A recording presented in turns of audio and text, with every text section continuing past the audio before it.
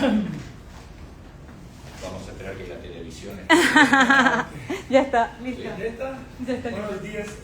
Yo preparé mi presentación en inglés porque escribí mi paper en inglés, entonces si le va bien a todos puedo seguir en inglés. My paper focused on cocoa value chains Entonces me in the tengo que cambiar, Transamazon que region me in pusiste Brazil. un pozo de la And my study was about like examining cocoa value chains in the light of the social biodiversity framework. I'm going to explain you better what social biodiversity is in the presentation. Well, as you all know, in the Amazon, there have been the massive deforestation in the last decades, mostly due to monoculture expansion and cattle ranching. Just in Pará State, in the last 25 years, there have been more than 17 million hectares of cleared forest for agriculture and pasture purposes. At the same time, in the same region, the Amazon, this kind of economy was countered, let's say, by another kind of economy. So, in general, in the Amazon, scholars have referred to the Amazonian economies as a double frontier economy, because on the one hand, we have agro-extractivism, which is monocultures, cattle ranching, and on the other hand, we have social biodiversity, which is an economy that may preserve the forest and reconcile economic diversification and income with environmental conservation. But the social-ecological aspects and the economic aspects of social biodiversity economy remain underexplored. Policymakers normally refer to social biodiversity as the future of the Amazon to counter the cattle ranching, but we don't know because we don't have enough studies to see whether this kind of economy really represents an alternative for the Amazon. So let's start by agro-extractivism. Why do this kind of economy, which is cattle ranching and soy, for example, generate this massive deforestation? The agro-extractivism was created in the 60s. It was originally a state-based developmentalism. This kind of economy is included into the framework of fossil fuel extraction and natural resource extraction. So the rationale underpinning this kind of economy, started dating back to the 60s, was trying to incorporate no man's land into the economic system of the state. One of these incorporation was also incorporating primary forest for agriculture and cattle purposes. Nowadays we have two kinds of agro-extractivism. One that is capital intensive, soy, for example, so already cleared land that become just monocultures of soy. Another agro-extractivism that is the continuation of the incorporation of no man's land into the economic system, which is the extensive deforestation-based agro-extractivism, which means, for example, for cattle ranching, clearing the primary forest to create pasture. In terms of economic dynamics, what happens there is that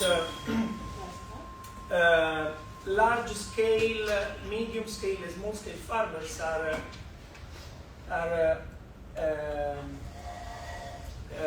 like the main actors driving the forest clearing and driving the expansion of the commodity frontier. But at the same time, this entire market of, for example, cattle and soy relies on a few commodity traders. Probably we don't know. Some of you may know, like Cargill, Dreyfus, which are the giants of agri-food worldwide.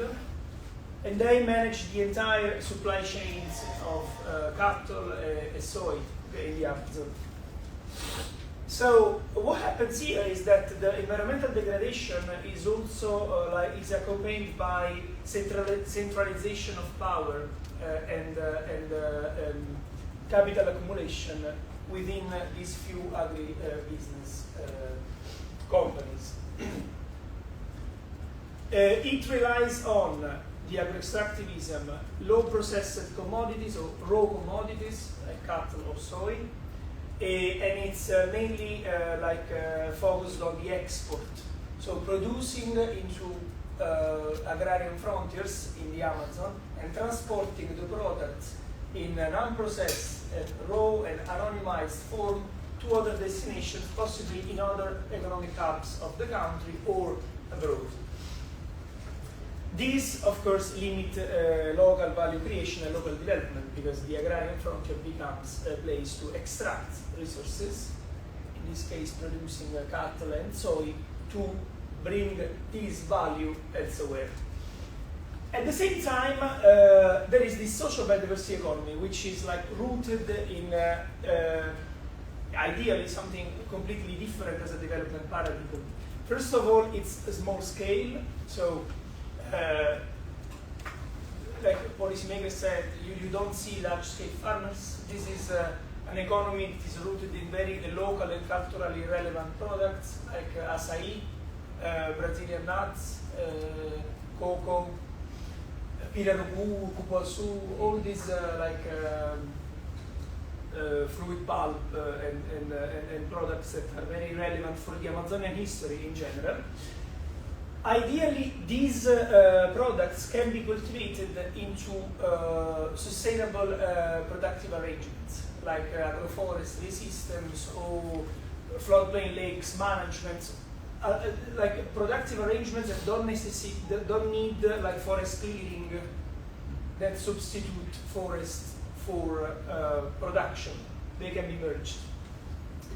And in economic terms, social biodiversity is believed to foster the local value aggregation. So ideally, it doesn't produce, within this economy, farmers don't produce raw commodities for export, but they process these commodities locally, and there is a high participation of, for example, place-based initiatives, cooperatives, or groups of farmers that together create an economy that is mainly benefiting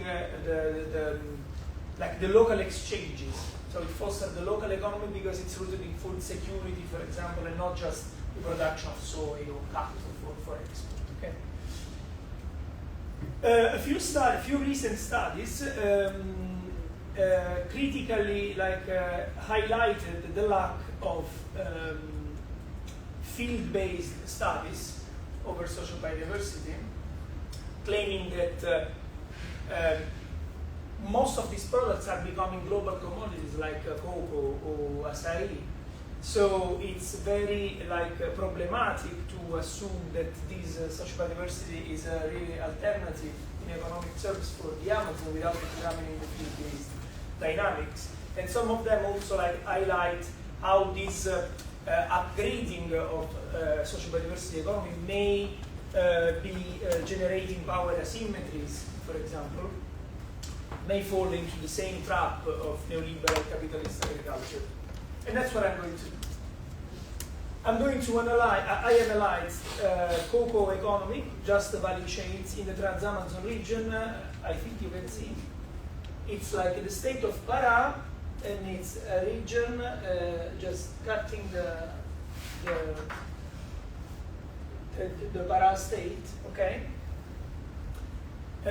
Here in this region, cocoa represents 93% of the social biodiversity GDP. So it's like the cocoa hub of Brazil and of Pará. There have been an increase of cocoa social biodiversity farmers, and at the same time an increase in the region of cattle ranchers. So this region clearly represents what some scholars define as a double frontier. No? On one hand, you have agro-extractivism, on another, ideally social biodiversity.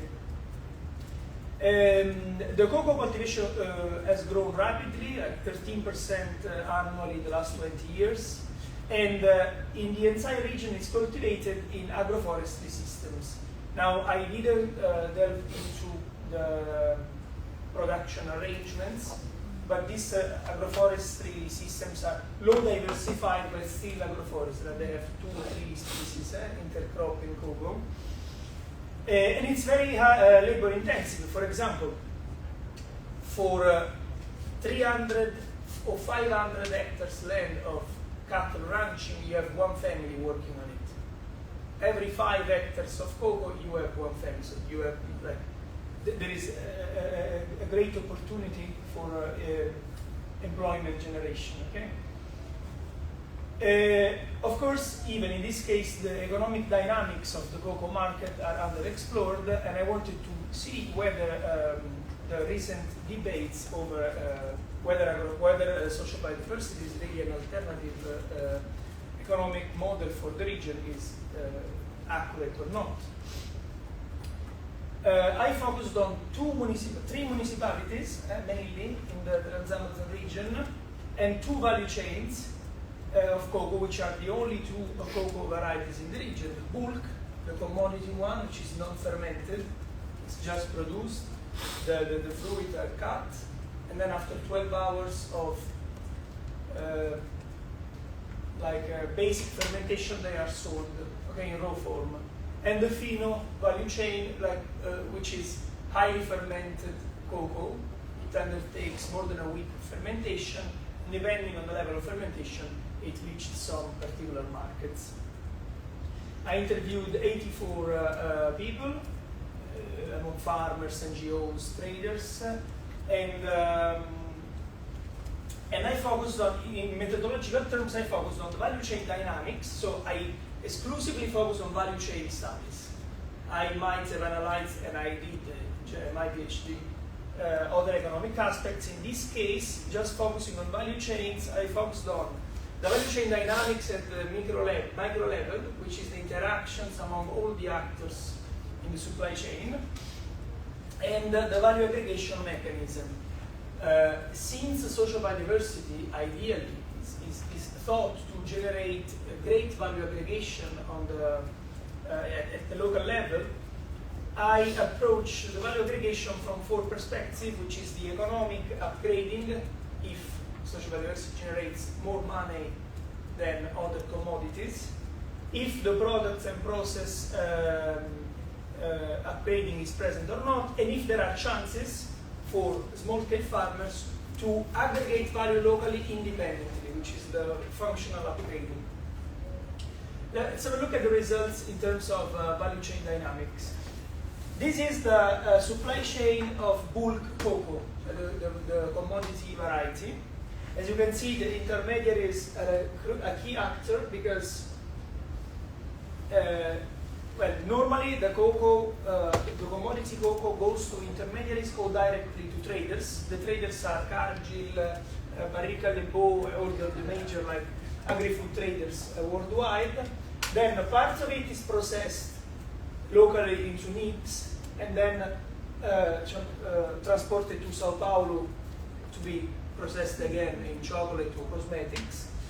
Another is processed directly, is transported to Ilhéus, Bahia, and then processed by and sold to manufacturers and to retailers.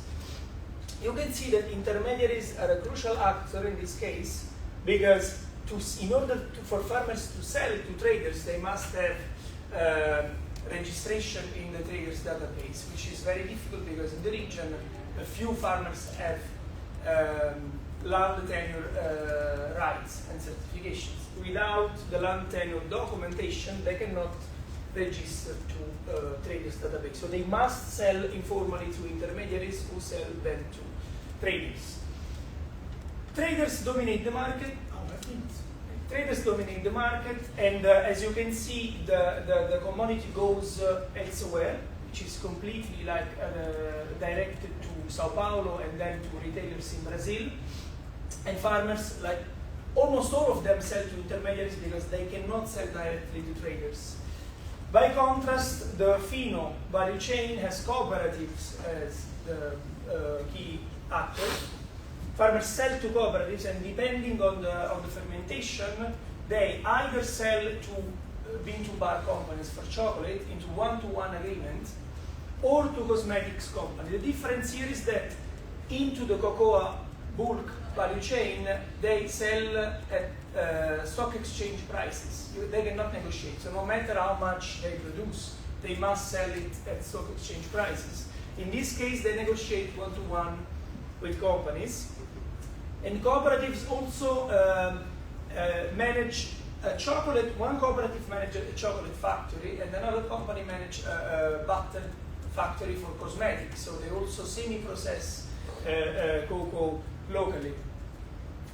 In terms of value aggregation mechanism as well, you cannot see any value aggregation into the commodity value chain, because value aggregation, the only value aggregation comes from traders to those who are registered in their database. So the visits for product and process upgrading, farmers can benefit from them just if they are registered.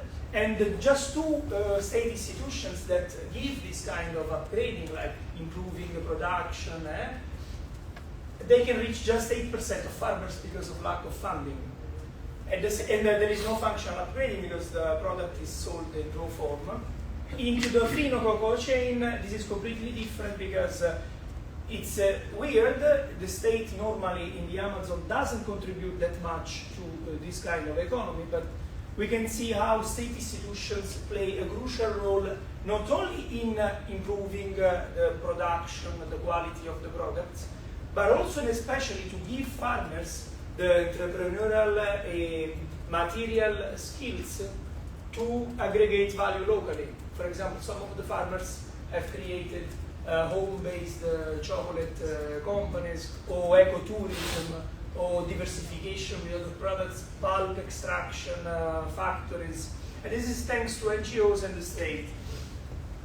And so the two value chains are both characterized by extra local trade. In both cases, the product is not social biodiverse as we mean, which is enriching the local dynamics. But while for bulk cocoa, this goes as a raw commodity elsewhere, in this other case, there is a minimal processing and there is like a minimal attempt to give the product an identity. So this may be a red flag, because considering that bulk cocoa is the vast majority of cocoa in the region, what's happening with acai, for example, with other products that we consider as social biodiverse, if the 98% of the market is characterized by agro-extractivism features. Another thing is the centrality of farmers, which is another principle of social biodiversity. As you can see, in the bulk cocoa value chain, the farmers are completely marginalized for lack of documentation, whereas because of stock exchange prices, they cannot negotiate anything with traders. Whereas in the fine cocoa, the transactions are much more, the farmers participate much more into the transactions, and the role of cooperative is crucial. However, Fino cocoa market is a niche market, so there must be companies or a demand for premium chocolate and premium cosmetics. And if people can produce fine cocoa, it's because most of their income comes from bulk cocoa. So, how can we increase the proportion of fine cocoa and try to transition this economy to fine cocoa if the fine cocoa depends on a niche demand?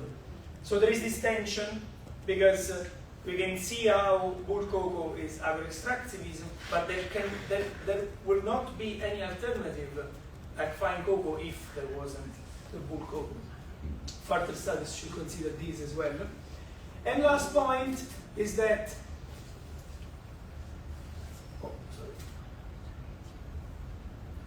And last point is that in terms of value aggregation, like there is a clear difference in terms of value aggregation, because in fine cocoa value chain, not only they earn much more for cocoa almonds, but they also have the chance to diversify the economy and to match the social biodiversity principles. What is very interesting in this case, and it was like by hazard, serendipity in my study, was that in the value aggregation mechanism, state institutions play a crucial role. They are the main actor that enhance value aggregation. And also in the social biodiversity literature, it's the NGOs having these roles because of the state which is absent.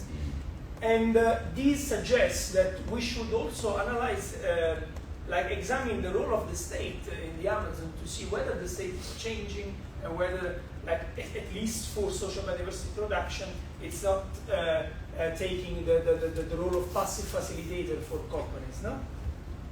And that's all.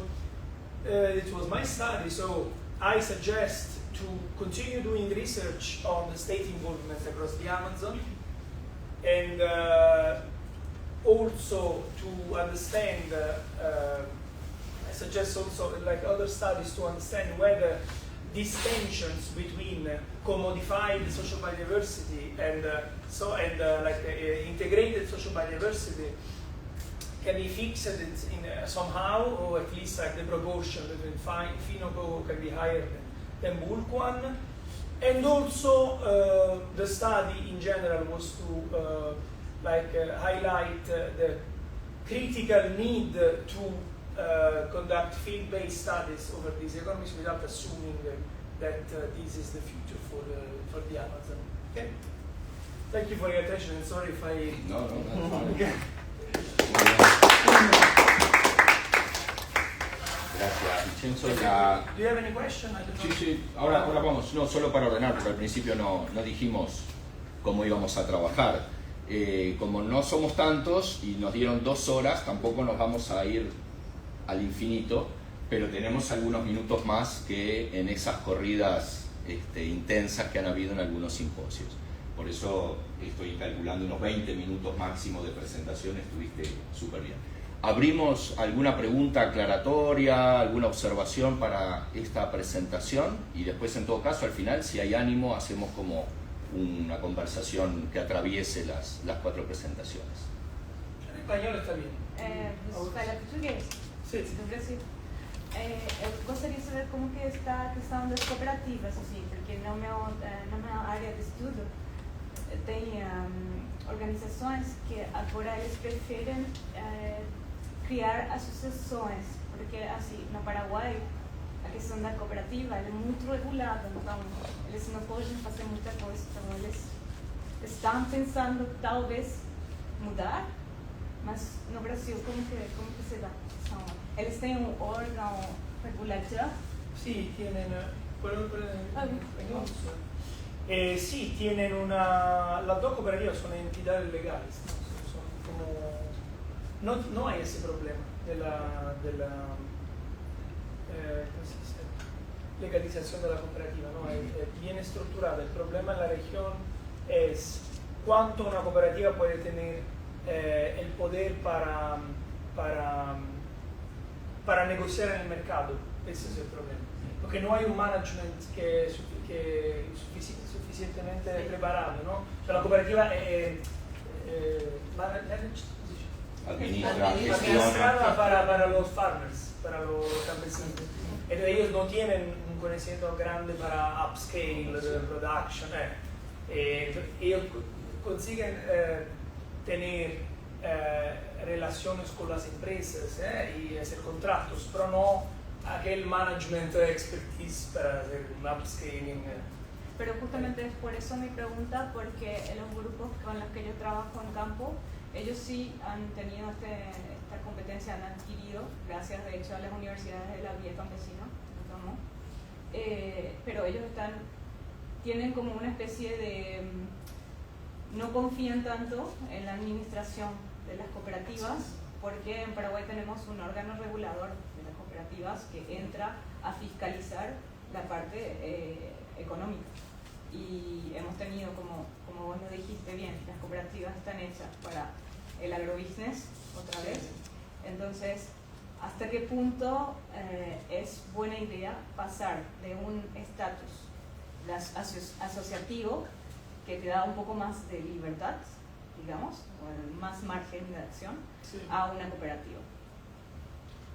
Y si tuviste casos, o sea, si viste casos de campesinos que prefieren ser asociación antes que cooperativa en Brasil. No mucho en la región. No mucho, porque en la región en general hubo mucha corrupción en las cooperativas y en las asociaciones normalmente, y como que hay un mercado tan grande de commodity, no hay aquel, digamos, incentivo para los campesinos se juntar para hacer cooperativas. Cada quien puede vender para un trader. Hay pocos que creen en una forma diferente de mercado de producción que se juntan en cooperativas, que representan una élite, ¿no? Aquellos que trabajan al fin. Pero normalmente no hay un incentivo, ¿no? Porque puedes sobrevivir sin te juntar con nadie, ¿no? Es diferente, por ejemplo, del sur de Brasil, yo creo, por ejemplo, de donde hay, digamos, otro tipo de producción, donde hay mucho cooperativismo, pero no en el Pará, es poquísimo. Sí. Es como el equivalente del Chaco paraguayo, que recién ahora están empezando a organizarse, pero también mucho tiempo han pensado que era mejor hacerlo solos. Pero ahora, como la soja está entrando también muy fuertemente, entonces ya hay ese cuestionamiento de, en realidad, tal vez tenemos que organizar. ¿Alguna otra pregunta? Please. En inglés está bien. ¿Cómo que? I was thinking, because you said the Cocoa Fino doesn't really change much in terms of where the final product goes. So it changes a little bit the value chain, like a diversification, but the end product still is like exported. No? Would you say then that primarily between the two economic models that you showed, like the mode of accumulation changed, and that was like the higher impact? Because I know, for example, also in other commodities like coffee and such, even if the product is higher quality and takes longer to produce and is sold at a higher price, it's mainly export focused. And like you said, with the involvement of the state, it's often like in a development of the rural areas, the state supports the integration into the international markets. Huh? So what would you say is like the changing of the mode of accumulation? I think the main difference is that you have two markets that go abroad, no? For export economy. But one is rooted into a complete anonymization of raw commodities. So you don't know where this cocoa comes from, for example.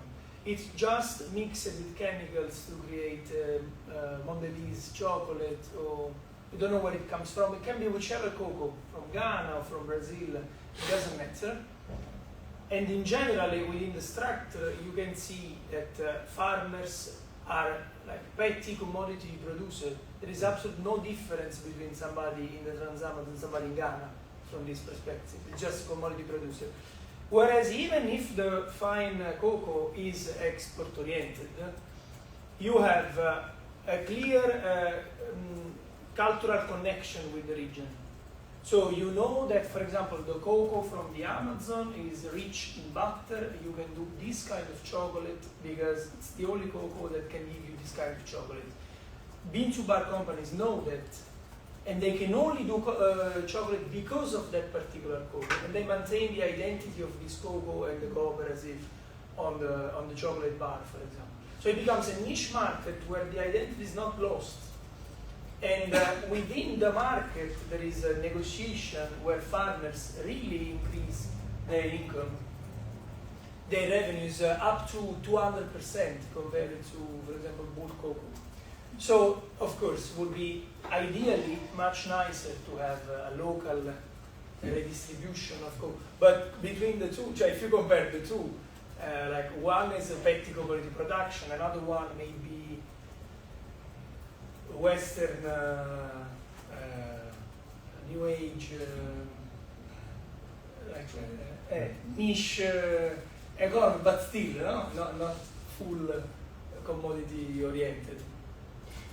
Then, if you follow up, isn't there, like with all other petty commodity production, like be it acai or coffee or aguacate, isn't there a worry that the market for the fino cocoa is going to be outcompeted by the agro industry?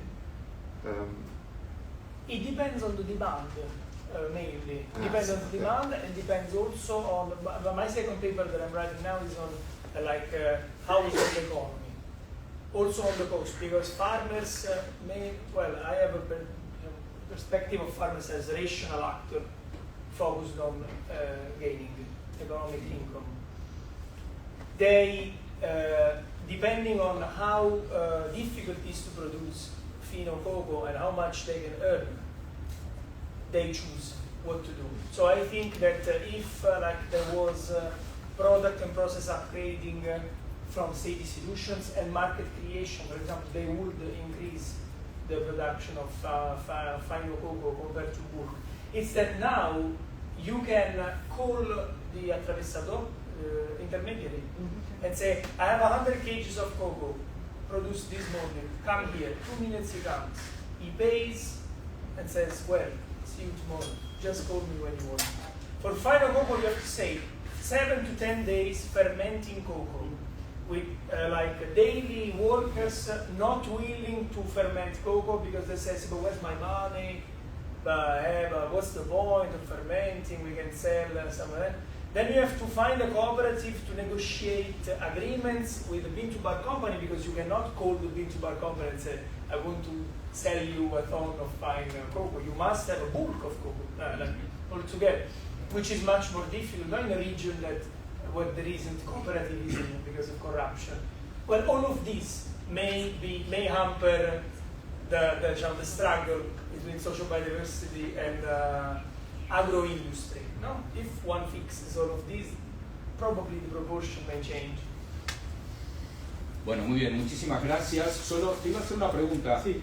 ¿Cuál es la relación en esa cotidianidad entre los empresarios y los trabajadores del agronegocio Sí.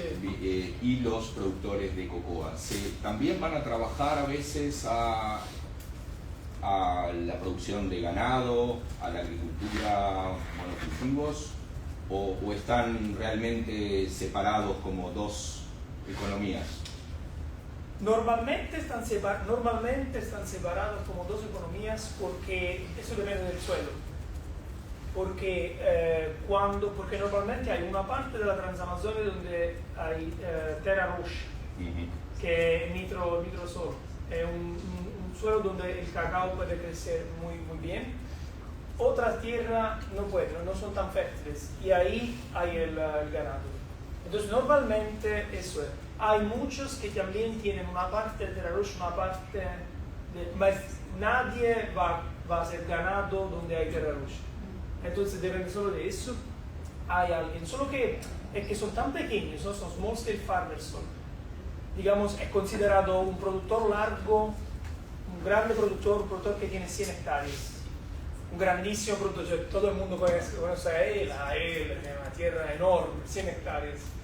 Es tan pequeño que no da para tener como 10 hectáreas de tierra donde 5 son ganado, pero 5 normalmente bien diversificado, bien diferente. Muy bien, muchas gracias, Vincenzo. Clara, ¿sí? Seguimos el orden del programa. Bienvenidas a quienes llegaron unos minutos después que empezamos.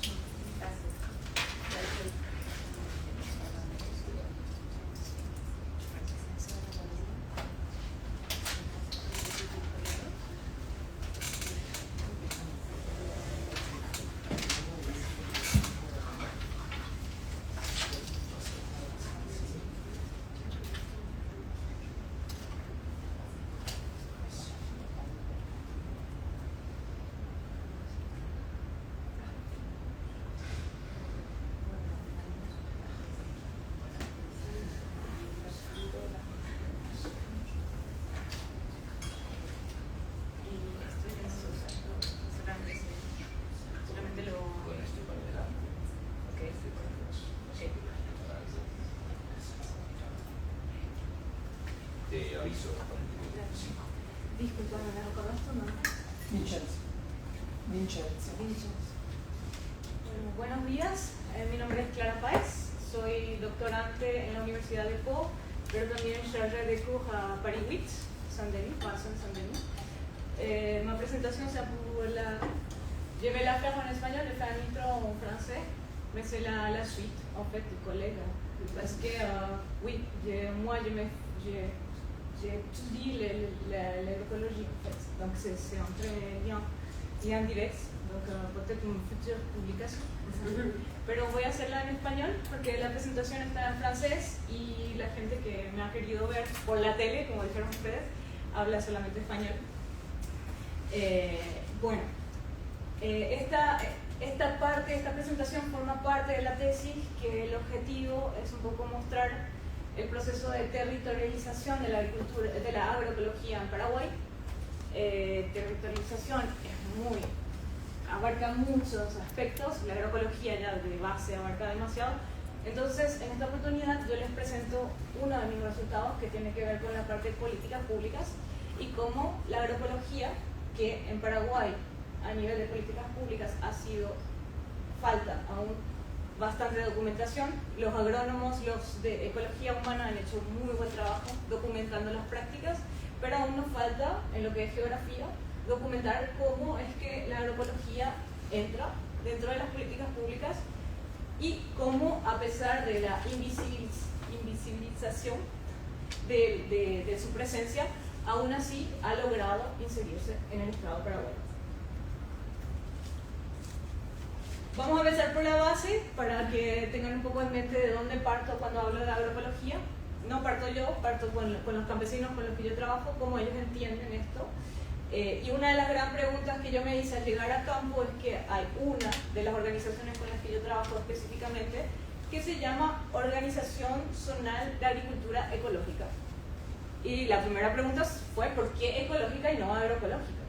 Y bueno, no sé, no me supieron explicar directamente si era solamente por el acrónimo para que suene mejor, pero yo creo que no, yo creo que tiene que ver con esto porque bueno, al ir a leer la literatura sobre la ecología de los años 70, me encuentro con la definición que tienen los campesinos en campo.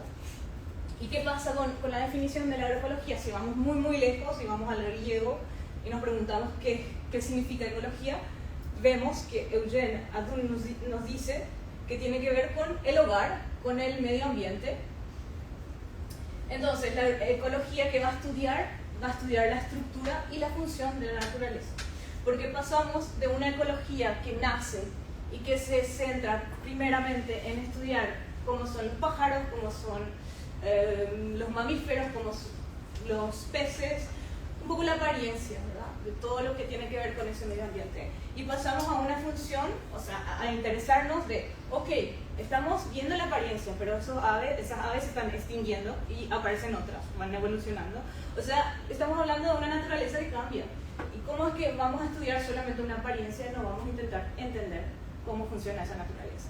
Entonces, luego, la ecología viene a estudiar ese metabolismo, que ahí ya suena agroecología, porque cuando hacemos agroecología estamos estudiando el metabolismo del suelo, vemos cuáles son los nutrientes que tiene ese suelo para poder inserir nuestras semillas, que son semillas antiguas que nosotros las hemos cuidado, y entonces no podemos ponerle en cualquier tipo de suelo. Entonces, de ahí partimos cuando hablamos de agroecología. Partimos de una ecología que se centra en el funcionamiento de la naturaleza para entender un tipo de apariencia natural que va cambiando a lo largo del tiempo y con la intervención humana. Porque Eugene nos va a decir también que muchos de los problemas, él como ecólogo nos va a decir muchos de los problemas es que hemos intentado poner soluciones sin entender realmente la base, el origen. Él dice, hemos entendido más nuestro cuerpo individual, único, que nuestro medio ambiente, del todo. Bueno, entonces, vemos que la agroecología es también bastante amplia, que ella va a integrar todo lo que estábamos diciendo, la zoología, botánica, todos los seres de un medio ambiente, todos los seres vivos que integran el bien común. los grupos taxonómicos para sonar un poco más científicos. Y luego también podemos definirla como que ella se va a encargar, porque ese es el espectro biológico, pero la ecología va a venir a interesarse a la población, la comunidad, el ecosistema, la biosfera. Y cuando hablamos de población, sí, estamos hablando de las especies, animales, pero también obviamente el ser humano como un animal más dentro del medio ambiente va a formar parte de la ecología y sobre todo la ecología humana. Bueno, y mi contribución, yo preparé para 10 minutos, por eso estoy medio corriendo ahí. Yo no les traigo demasiada mi teoría, porque yo creo que muchos de ustedes ya entienden la agroecología.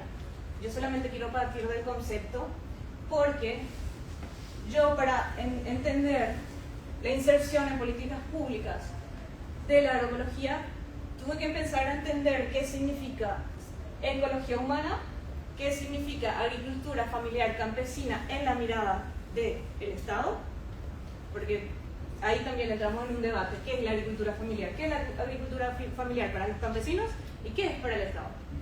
Entonces yo tuve que ir a ver esa definición, pero si les hago la definición de cada cosa no terminamos hoy. Entonces, esta cosa que no se entiende mucho, que en la cámara no se va a entender para nada, se llama línea temporal cronosistémica, en francés es Frise temporal chronosystémique. Es una herramienta de la geografía en la que nosotros no solamente vemos la parte histórica desde los años 1972 hasta el 2025, sino que además esos hechos, por ejemplo, en este caso la agroecología, nosotros la estudiamos dentro del sistema, es un enfoque sistémico, entonces vemos a nivel político cuál era la situación. Acá la primera parte es hitos políticos y económicos. Partimos de una escala bastante amplia, internacional, entonces vemos lo que pasaba en el mundo.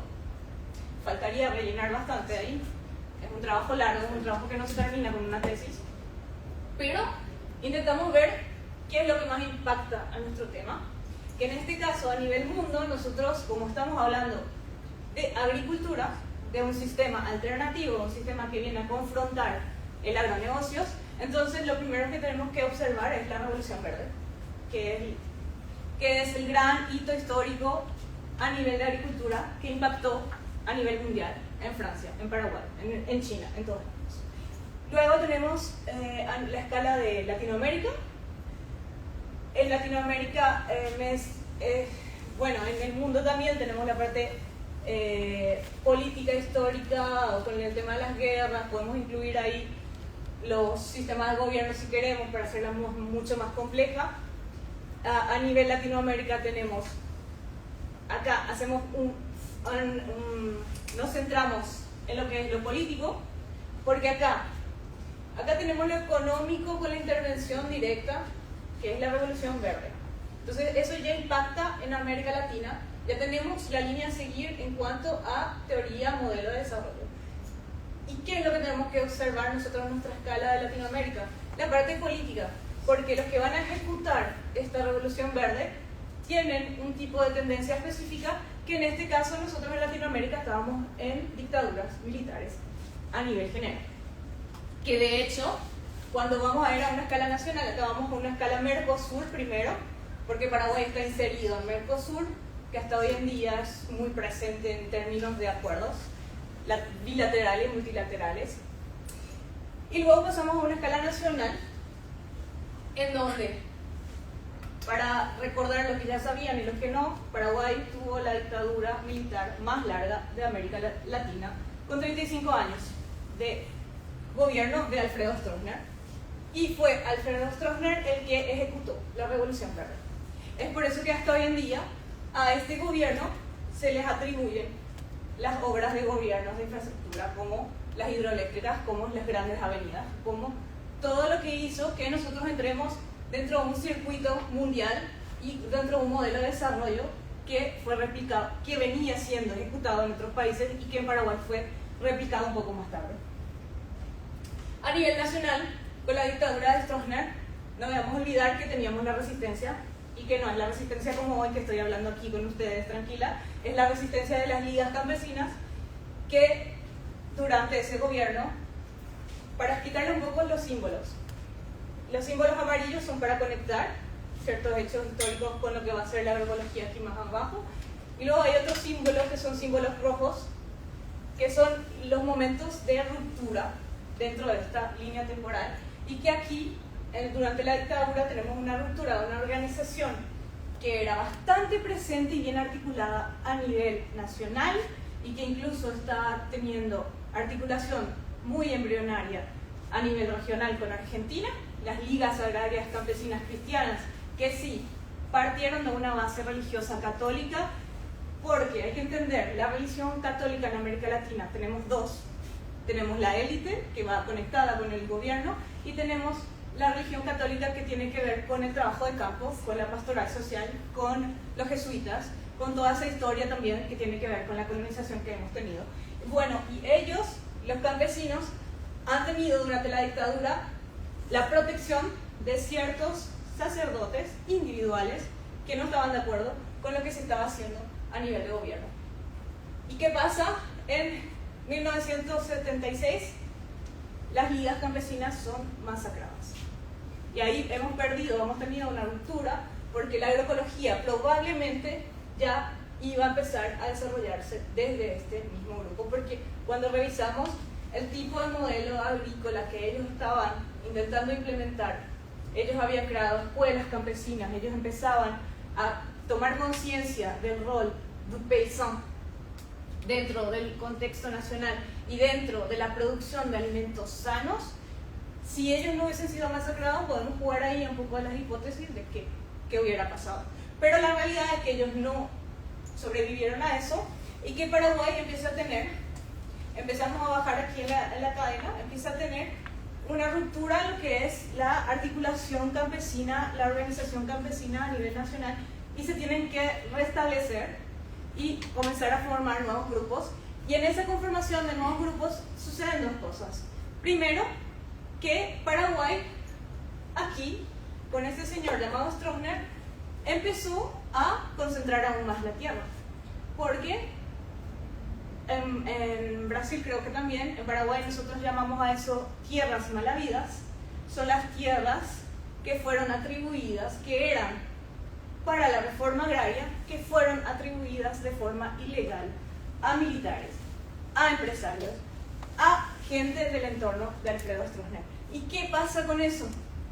Hay una pequeña parte que se le empieza a dar a los campesinos, y dentro de esa pequeña parte que tienen los campesinos, una parte empieza a trabajar, agricultura familiar campesina, entra con la esperanza, porque eso hay que entender también, muchos de esos campesinos han tenido la esperanza en la Revolución Verde, han entrado en esas políticas y en ese paquete tecnológico esperando tener una mejor calidad de vida. Pero habían gente que probablemente tenemos registros que venían de las ligas agrarias y que decían, no, nosotros sabemos a dónde esto nos va a llevar. Entonces ellos, que unos pocos habían logrado recuperar un espacio de tierra, empiezan a hacer... Se me pasó. Empiezan a hacer... Sí, 5 minutos, sí, bueno.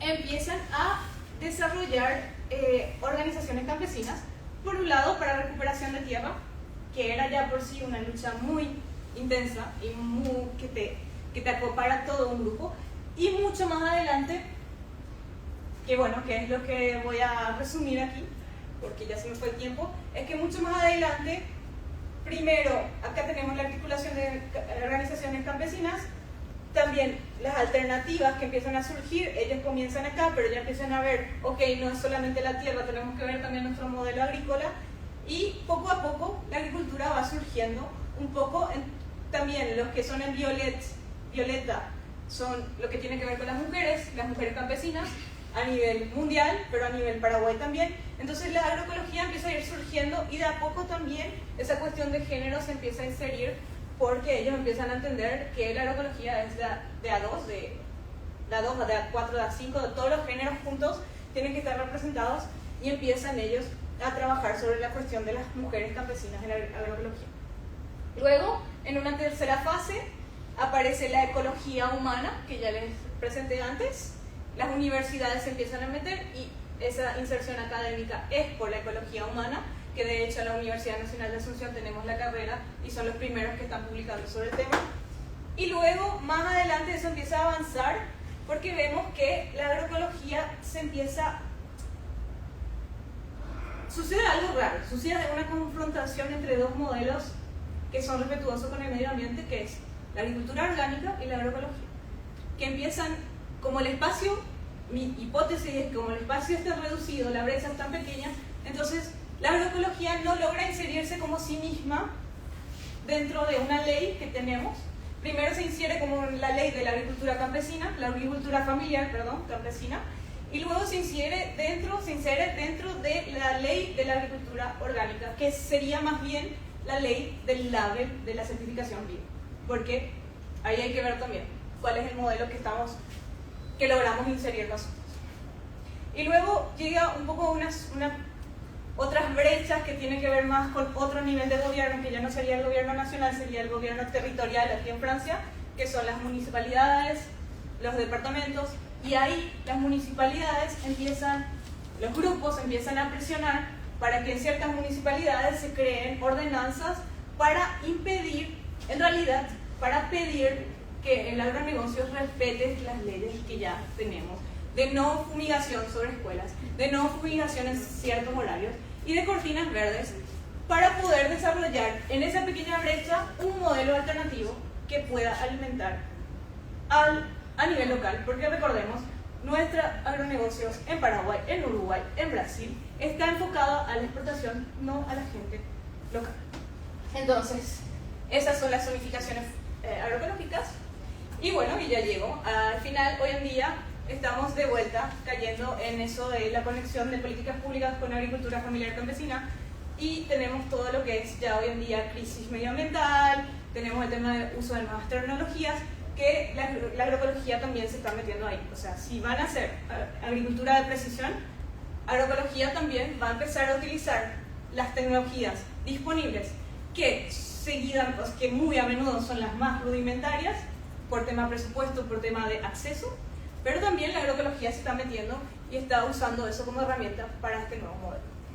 Entonces yo llego hasta ahí porque, bueno, me pasé, aquí tienen un poco la explicación de qué significaba cada color. Si están interesados, bueno, podemos ir discutiendo más tarde. Y bueno, ya creo que me salté todo eso, ya lo dije todo, de hecho. Y esta es solamente una frase para explicar un poco el contexto, que dice: poner las cosas difíciles en términos fáciles es un arte difícil, pero nosotros somos verdaderos artistas. Una provocación a un libro sobre una cuestión de hidrógeno que decía que Honda, les choses compliquées, Honda semble les choses compliquées et un art difficile, beaucoup font l'art à l'inverse. Mais nous, on est des vrais artistes. Voilà, merci beaucoup. Muy bien, gracias. Tenemos unos minutos para hacerle alguna pregunta a Clara. Je parlais trop vite pour ceux qui parlent, tout le monde parle espagnol, j'ai pas demandé, désolé. Mais souvent quand je parle espagnol, c'est comme ça. Ok. Oui. Sí, con la presentación, sé que fue muy rápido, pero un poquito puedes ahondar en la diferenciación que haces sobre las mujeres y hay unas redes de alimentos, de semillas, de cómo se construyen, cómo se plantean. Sí, gracias por darme la oportunidad de hablar de las mujeres de mi campo, sí. Realmente en Paraguay la cuestión de las mujeres empieza ya post-dictadura. Ellas se insertan dentro de una organización que se llamaba Mujeres Campesinas. Dentro del movimiento campesino paraguayo ellos logran una mesa coordinadora de mujeres, pero rápidamente ellos entienden que tienen que ser autónomas y ser soberanas, entonces ellos crean una organización que se llama Coordinadora Nacional de Mujeres Campesinas e Indígenas. O sea, ahí ya empezamos la fase también de empezar a entender que hay que integrar todas las identidades y todos los pueblos. Entonces ellos crean la CONAMURI, y luego la CONAMURI que sufrió con el paso del tiempo un desgaste también, porque imagínate, es una sola organización que tienen que vincular a todas las mujeres campesinas. Entonces con el tiempo, tema recursos humanos, tema dinero, tema estructura, se va debilitando, pero antes que desaparecer, lo que pasa es que surgen nuevas organizaciones. Entonces hoy en día hay mujeres campesinas que están...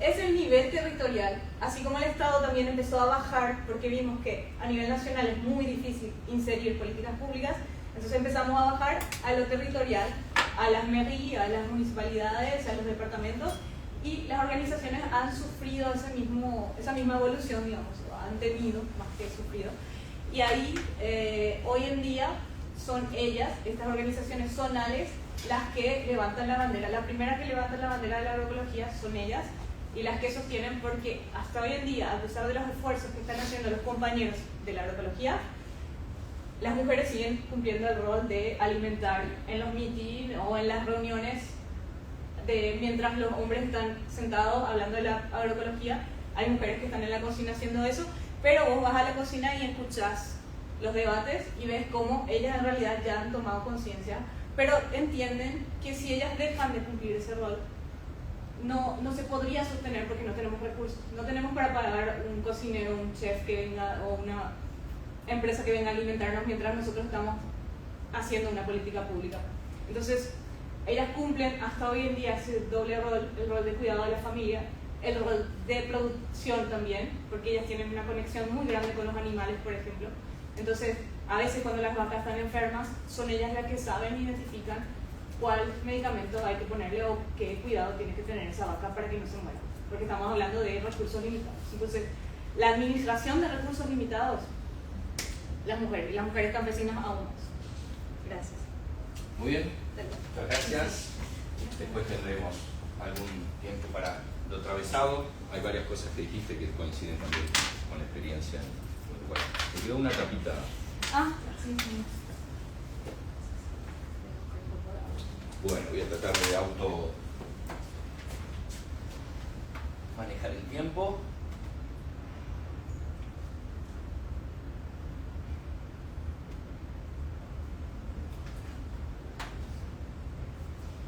Bueno, muy bien. Este fue el título del resumen que presenté.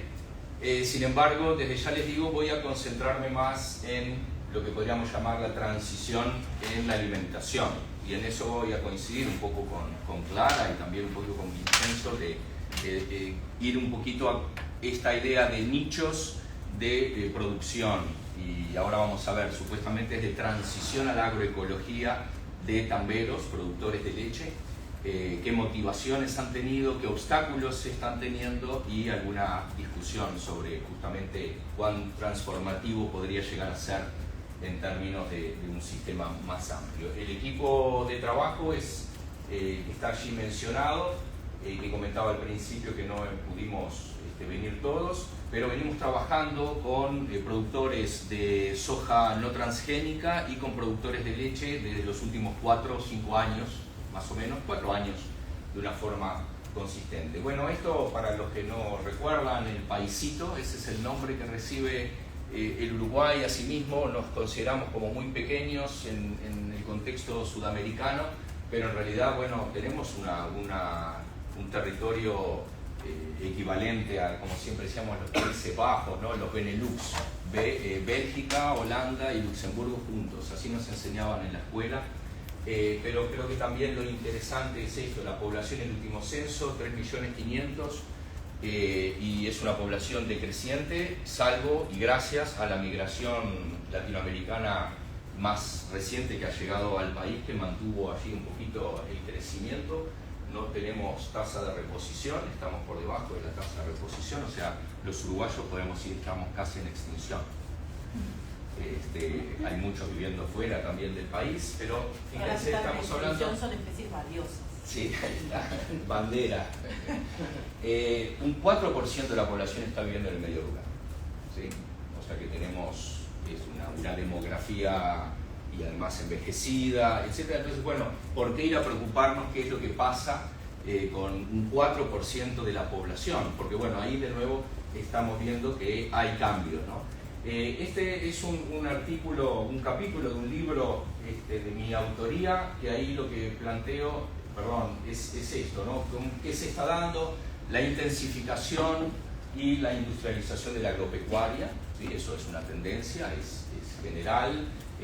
Lo que le llamo la localización de la gran aceleración antropocénica de este siglo, o sea, el antropoceno llegó, si tenemos esa idea, ¿no?, de mediados del siglo XX. En el Uruguay yo creo que muchas de las manifestaciones, y podemos discutir si llamarlo no antropocénico, etcétera, pero es sobre todo esta conciencia de la gran contaminación de las aguas en primera instancia y también de los suelos, ¿no? A nivel del modelo agropecuario, eso es común para otros, pero quiero acá detenerme también con este tema de las plagas resistentes, la menor resiliencia, ¿no? O sea, el paquete tecnológico convencional que se ha impuesto a través de la sojización en la zona agrícola, pero también en el caso de la ganadería extensiva, empieza a mostrar límites de su propia reproducción. A eso voy a volver porque eso es algo que en la percepción de la gente con la que trabajamos aparece con mucha fuerza, ¿no? Y al mismo tiempo la ambientalización de la sociedad y del Estado, ¿no?, como una mayor preocupación, institucionalización ambiental, oficinas a nivel nacional, a nivel municipal, etcétera, y incluso el surgimiento de este ambientalismo más neoliberal, al mismo tiempo que un ambientalismo de base, o que Martínez Alier y su gente lo hubiera llamado a veces de los pobres. No es tan común utilizar esa categoría en el caso de Uruguay, pero sí un nuevo ambientalismo de base que integra estas distintas problemas sectoriales, ¿no? Surgen entonces propuestas de transiciones sectoriales o parciales, tanto a nivel de la agropecuaria, a nivel energético e hídrico. De lo que nosotros trabajamos es sobre todo la idea de una posible transición agropecuaria. La energética después hacia el final, si a alguien le interesa, puedo dar también alguna información, pero ha sido más top-down, ¿no? La energética, a diferencia de la agropecuaria, que es más desde abajo, desde las bases, ¿no? Y la transición hídrica es algo que recién se está conversando a partir de lo que fue la crisis del 2023, que también tengo ahí al final una diapositiva solo para combinar. Entonces, lo que nos preguntamos en este trabajo es: ¿podría significar estas transiciones algo más integral? Converger en un modelo transformador, sustentable, post-extractivista. Algunos incluso utilizan revolucionario, una palabra que está un poco fuera de uso. Ayer en la mesa redonda me quedé pensando, ¿no? O sea, cómo nadie menciona esta idea de la necesidad o no de la revolución, como antes se hablaba de las transiciones, eran eso, ¿no? En la introducción de mi resumen decía: antes hablaban las transiciones al socialismo, etcétera. Eso algunos están volviendo a hablar, pocos, ¿no? O sea, políticamente no tiene mucha repercusión. Pero también esta pregunta sobre si esta idea de transformación puede ser un modelo de carácter nacional o en realidad tendría que ser una apuesta de carácter regional. Lo que nos interesa entonces es ver esta idea en este continuo, ¿no?, entre lo que hoy se considera la transición desde arriba, neoliberal, de la intensificación sostenible, y en su extremo este movimiento, y ahí se parece un poco a lo que decía Clara, de agroecología política. Y quiero resaltar esa idea del adjetivo político, ¿no?, porque también dentro de la propia agroecología hay como continuo, y nosotros lo que estamos tratando de ver es qué pasa entre medio, ¿sí? Otras formas de hacer las cosas, y así le ponemos un nombre muy genérico, vago, porque es difícil etiquetar, y ahora les voy a contar un poquito por qué, ¿no? Y allí disputas epistemológicas, controversias técnicas, ¿no? Y cuáles son las propuestas que surgen, sociales y tecnológicas, y sobre todo con un cierto impacto positivo en el ciclo hidrosocial, y también el tema de la justicia ambiental.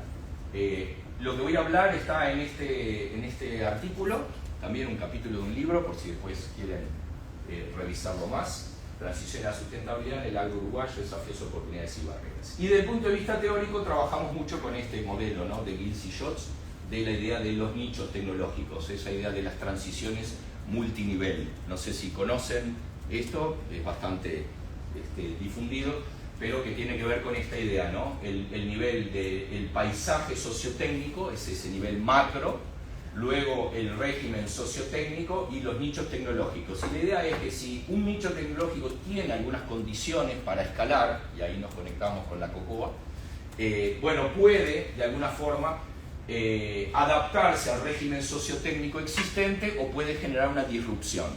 Y esa disrupción a su vez podría llegar a modificar algo en el paisaje o mantenerse dentro del paradigma o dentro de, en este caso, el modelo convencional. Y eso es un poco lo que estamos también, un poco cuestionándonos, como tú decías, ¿no? O sea, estas ideas de transición agropecuarias, y en particular ahora con la lechería, es un nicho tecnológico. ¿Podría de alguna forma transformar el sector?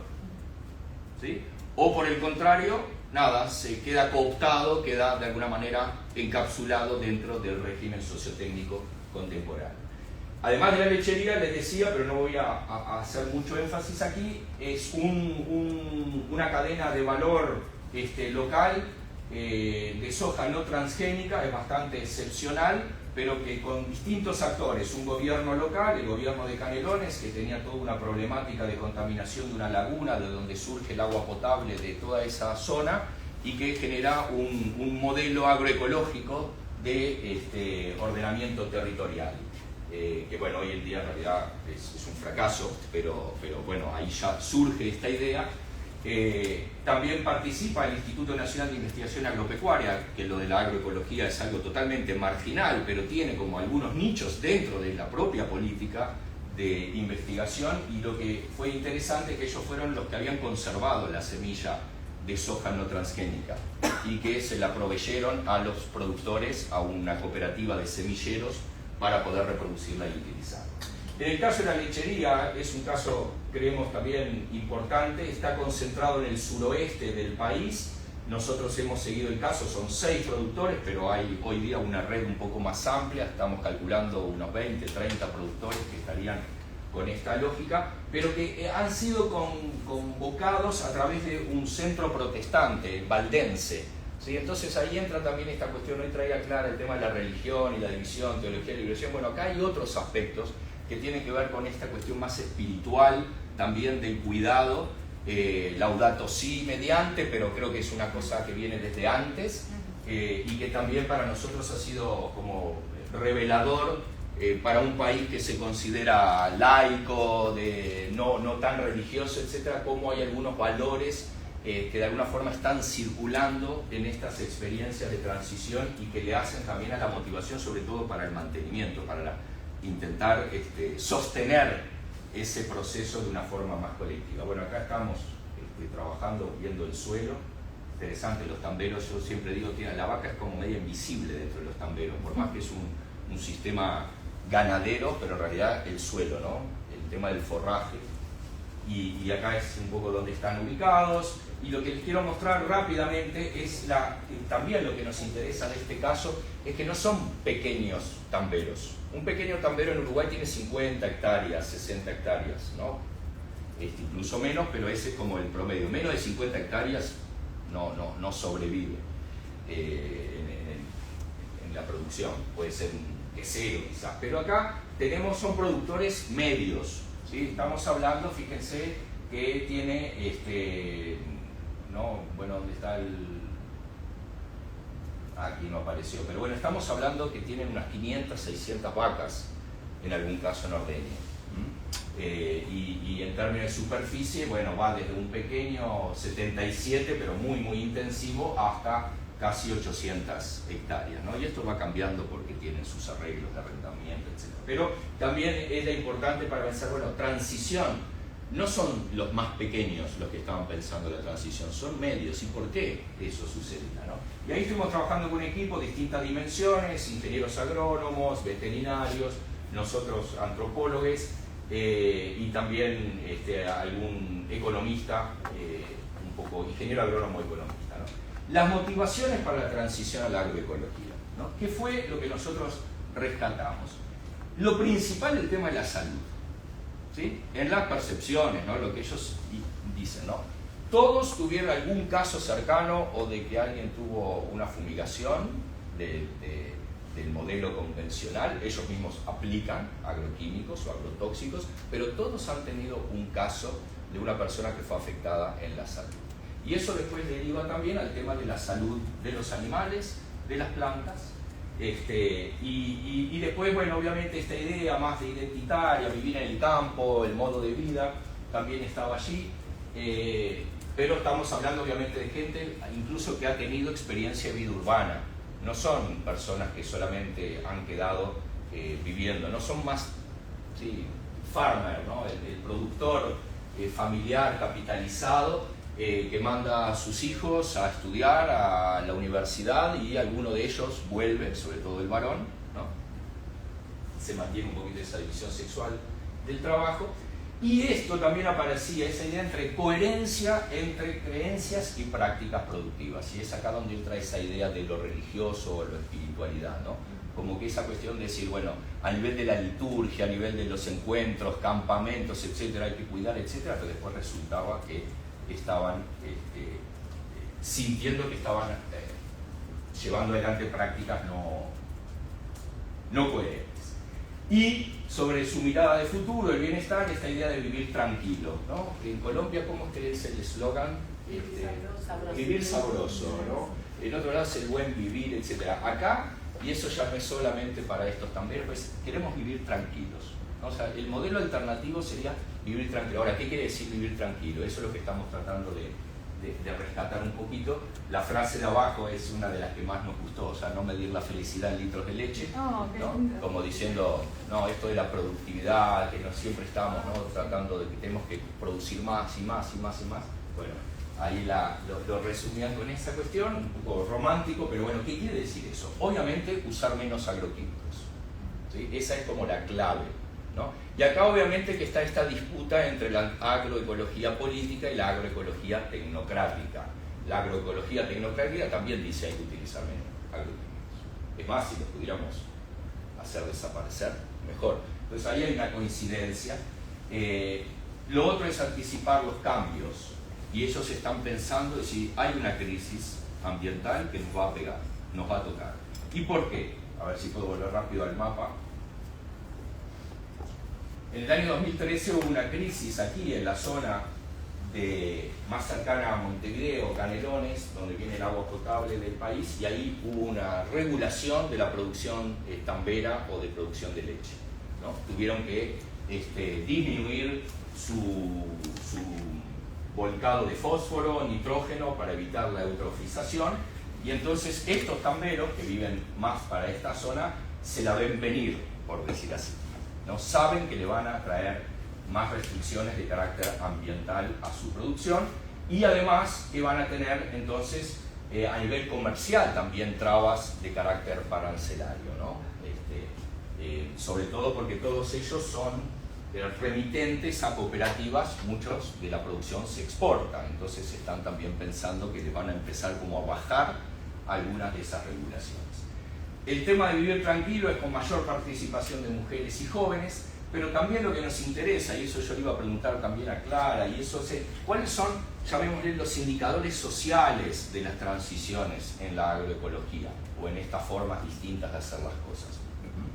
Y en ello ellos tienen una fuerte idea de, bueno, el trabajo digno y la satisfacción de los asalariados, porque todos ellos tienen trabajadores asalariados, no son, dentro de la definición uruguaya, productores familiares típicos, ¿no? Y entonces tiene una cuestión, incluso en algún caso esta idea de generar empleo es parte de esa transición, ¿no? Y ahí hay una cuestión que todavía tenemos que explorar más. ¿Qué significa? Porque desde el punto de vista económico y la eficiencia muchas veces generan más empleo de lo que necesitan, según la mirada externa. Y sin embargo hay una cuestión de carácter más comunitario que tenemos que seguir explorando, que en principio parece un poco irracional desde el punto de vista de la economía, de la climatística, ¿no? Más tiempo para no trabajar, ¿no? Ese es el otro indicador, ¿no? Más tiempo para no trabajar. Y generar grupos de referencia. Y acá me voy a detener solo brevemente ellos al principio, cuando empezamos a trabajar durante 2-3 años, no decían que estaban en transición a la agroecología, no querían utilizar la palabra agroecología. ¿Por qué? Porque estaba asociada a esa idea de la agroecología política, ¿no? Y ellos están inmersos en redes, ellos y muchos otros productores, están inmersos en redes incluso de asesoramiento técnico de carácter muy productivista, y entonces era un estigma decir estábamos en transición a la agroecología. Entonces lo que hicieron, la estrategia es conformar otros grupos, ¿sí? Y entonces tiene una especie de diglosia. Con un grupo pueden trabajar estos temas, ¿no?, de mejoramiento del suelo, no utilizar químicos, ver la ecuación económica desde otro punto de vista, pero también mantienen su inserción en grupos CREA, por ejemplo, no sé si los conocen, el movimiento CREA es de origen francés, donde en realidad, bueno, es más esta idea, una especie de, no sé si agronegocio, pero sí de productivismo constante, ¿no? Entonces tienen esa forma, en esta transición están como viendo, no hay una decisión absoluta. Bueno, esto solo para mostrar esta cuestión de los insumos, este es el cálculo que hemos hecho. La clave está en que los insumos se produzcan en el propio predio y no traer desde afuera, ¿no? Que era el modelo convencional, los había convencido de que había que aumentar la producción trayendo insumos de afuera, forraje, etc. Bueno, y entonces empiezan a ver esta idea de la rentabilidad asociada con esa relación insumo-producto. ¿Y por qué lo traigo? Y ya voy avanzando un poco más. Porque acá se da algo que no está muy estudiado, que es el concepto de suficiencia, ¿no? En esa transición están pensando justamente en contra de la idea del productivismo y el aumento constante de la producción, la idea de decir, bueno, hay una producción suficiente.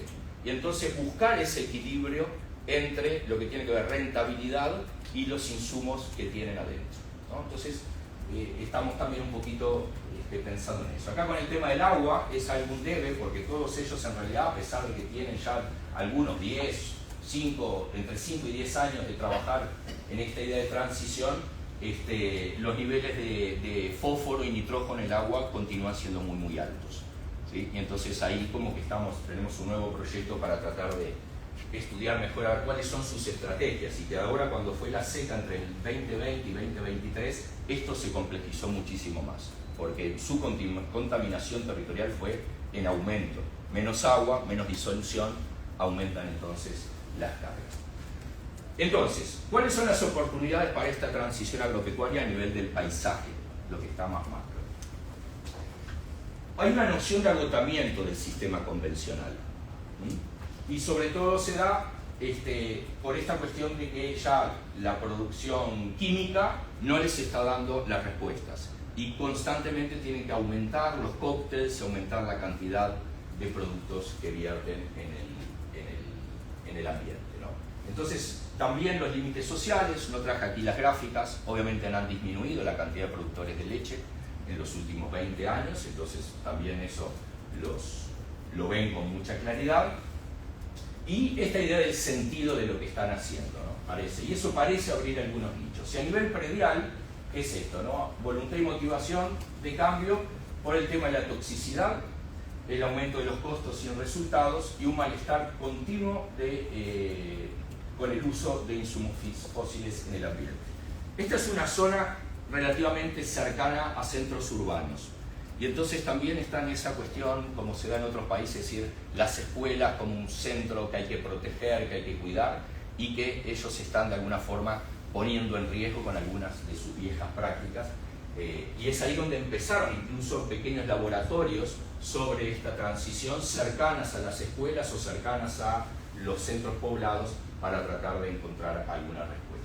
Ahora, un requisito básico para todo esto que estoy hablando, ¿no? Esta idea de intención a la transición, experimentación, tiene que ver con tener la propiedad o por lo menos garantías de control de los recursos, ¿no? La propiedad de la tierra. Volvemos a la cuestión de la tierra. Podemos hablar de otros aspectos, cultura, etcétera, pero cuando vamos así al meollo, ellos pueden hacer la transición si tienen control porque están pensando que esa transición les va a llevar 3-5 años empezar a ver algún cambio en las características del suelo, mayor materia orgánica, etc. Y ahí lo que hay, aparecen todos estos mecanismos de deuda familiar, entonces es el tema de la red de parentesco que sostiene esa transición frente a la ausencia de otros actores, el tema de la reciprocidad vecinal, algunos, por eso hoy preguntaba cuánto había de conversación entre el agronegocio y estas formas alternativas. Acá hay, por ejemplo, en algunos casos, sojeros que tienen limitaciones para trabajar una franja cercana a una escuela o un centro poblado y llaman a estos productores en transición para que utilicen ese suelo, ¿sí? Con una renta menor. Y a esta gente, bueno, algunos aceptan, otros no, porque obviamente los riesgos son altos también para la producción, pero empiezo a ver ahí también como una negociación, y ahí era una de mis preguntas, ¿no? ¿Cuánto de convivencia puede haber o no de este tipo de sistemas, ¿no? Y en qué zonas, y porque vos me decías, bueno, el tipo de suelo marca una diferencia. Acá el tema de la regulación también, o de ordenamiento territorial, puede llegar a ser también un espacio de mayor negociación. Bueno, y a nivel nacional esta idea nos oponemos, ¿no? Alguien habla Uruguay, un laboratorio, por la escala, las características de Uruguay. Está la pregunta abierta si puede estos nichos de alguna manera llegar a escalar. Y ahí la clave, nosotros lo pensamos, depende de la fase industrial, ¿sí? Es la cooperativa Conaprole, es la que tiene casi un monopolio de la exportación de leche, el 80% de los remitentes van a esa cooperativa Conaprole, y que va a depender entonces de cómo ellas visualicen su inserción en el mercado internacional, y eso podría generar todavía un espacio mayor para esta transición. Hasta el momento, toda esta producción de leche más sana, mejor producida desde el punto de vista de la sustentabilidad, se le paga el mismo precio que cualquier leche llena de antibióticos o producida con urea a full, ¿no? Pero bueno, esa es toda una discusión, y estamos un poco analizando también esas ideas de transiciones desde arriba, ¿no? Y cómo podrían o no converger. Algunas barreras rápido para ir terminando. La maquinaria es inadecuada, ¿sí? Y tienen un obstáculo, hay un cuello de botella en la maquinaria, sobre todo para trabajar en el campo, de que no venga contaminada con semillas transgénicas, etc. A nivel de la universidad, hoy decía Clara, esta relación con bueno, en la universidad nosotros decimos, hay una ciencia no hecha, ¿no? Este es un concepto de Hess, un autor. No hay una ciencia para estos nichos, no hay asesores técnicos que puedan empezar a dar algunas respuestas. Hay gente sensible, motivada, pero es enorme la asimetría con respecto al conocimiento que hay, ¿no? Carencia de políticas a mediano plazo y la hegemonía del paquete productivo convencional y a todos los niveles, ¿no? El efecto de demostración inverso. Cuando alguno de estos productores, y que ya tenemos caso en nuestra investigación, fracasan, es decir, vuelven hacia atrás, vuelven a hacer soja, vuelven a hacer una producción con más químicos, etc., enseguida es utilizado, ¿vieron que no funciona? ¿Sí? Entonces eso está muy presente, y hay que analizarlo a nivel también de medios de comunicación y sobre todo de las agremiaciones, corporaciones. La minimización de los efectos negativos, salud humana y ambiental, y un cierto optimismo tecnológico. Eso es lo que está como hegemónico de este paquete convencional, y con los cuales muchos de estos productores quieren trabajar. Bueno, y ya termino, ¿no? La transición es un blanco móvil que no hay, y lo que hoy en día aparece es esta pregunta, si es la disputa o convivencia entre estos tres paradigmas: intensificación sostenible, bioeconomía o la agroecología. ¿Sí? Están presentes, y así el nuevo gobierno lo ha presentado con bastante insistencia. ¿Quién va a cubrir o asume los costos de estas transiciones? Hay que esperar que el mercado dé más señales, que hay un espacio para que estos, que son nichos, puedan escalar, o solamente se va a producir para un nicho de mercado, como podrían ser la cocoa fino que está allí. ¿Sí? Y cómo desnaturalizar la hegemonía en el agronegocio en todos los actores que están acá. Termino dándoles la bienvenida al Uruguay para todos ustedes, pero no es neutra, no es inocente este collage, sino que iba a ser el inicio de la presentación. ¿Pero por qué?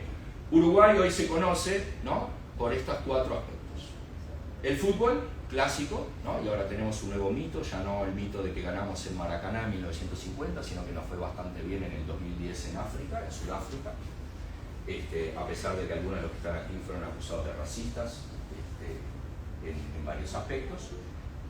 Pepe Mujica, ¿sí?, que nos puso en el mapa, pero que en esto que yo vengo hablando fue uno de los gobernantes más ambiguos que hemos tenido, con un discurso ecologista a nivel global, pero nunca hubo una mayor expansión del agronegocio que durante su gestión como ministro de Agricultura, ¿sí?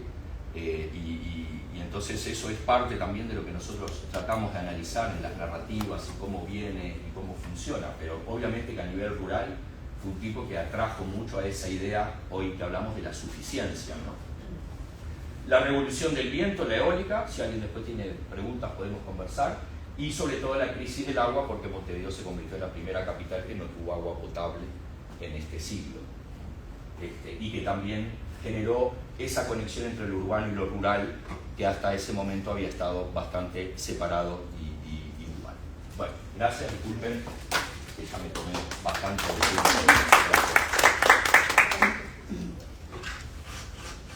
Seguimos adelante. Bueno, si quieren hacerme alguna pregunta, ok. Tienen otros paneles de eso. Volvió a insistir mucho en la propiedad de la tierra, que hay un fenómeno de compra de tierra transnacional cada vez más hacia América Latina. Y pues tú mencionas la propiedad, no sé si podrías ampliar un poquito. Sí. A ver, el mercado de tierras de Uruguay es muy antiguo, o sea, la privatización de la tierra se consolida a fines del siglo XIX, ¿verdad? Por más que hay tierras fiscales, o sea, la gran división es en tierra privada y tierras fiscales, tierras del Estado. Ahora incluso hay todo un programa para ver realmente. Actores internacionales dueños. La extranjerización de la tierra se ha acentuado con mucha fuerza en los últimos 30 años. Había una ley de sociedades anónimas que permitió también la compra de tierras no por personas físicas. Eso un poco se limitó no en el periodo del gobierno anterior, sino en el último del Frente Amplio, de la izquierda. Y claro, lo que ha habido es el valor de la tierra ha crecido, ¿no?, fuertemente. ¿Qué es lo que ha impactado? Obviamente la sojización, ¿no? La renta sojera es lo que más en su momento influyó, esa dinamización del mercado de tierras, pero también no la extranjerización en ese caso porque rentaban tierra, ¿no? Venían los pools de siembra, a muchos de origen argentino, rentaban tierras. Los que sí compraron tierras extranjeras fue la forestación. ¿Sí? La forestación hoy, los grandes latifundios son forestales, sobre todo en el centro norte del país, algo también en el litoral, porque hubo un cambio de la regulación y algunos suelos que antes no eran considerados de prioridad forestal, ahora sí fueron incorporados para beneficio de Stora Enso y su planta de celulosa allí en el litoral. Pero lo que me estás trayendo es qué sucede en estas zonas. En estas zonas se da una especie de defensa del territorio en términos del suelo, ¿sí?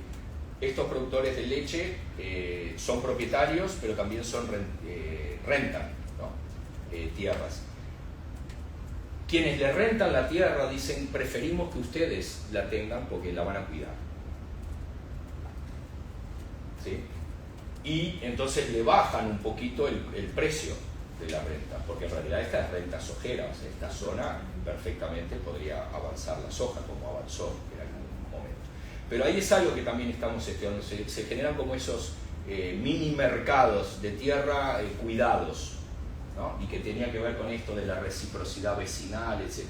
Lo otro que les afecta en estos casos, pues es una zona que también va creciendo la urbanización y sobre todo para el turismo, es la renta urbana. Están presionados por las dos cosas, la renta sojera y la renta urbana. Y entonces la forma esa de poder acceder de todas maneras, ¿no?, a tierra y poderla trabajar con menores costos de renta, es esta continua conversación, ¿no? Y incluso esta idea de transición a la agroecología les sirve para mostrarse como personas que van a cuidar, ¿no?, la fertilidad y entonces poder mantener la vida, por utilizar también ese concepto tan amplio en estos territorios, ¿no? Pero es un problema permanente de ellos, ¿sí? Del acceso a tierras, a nuevas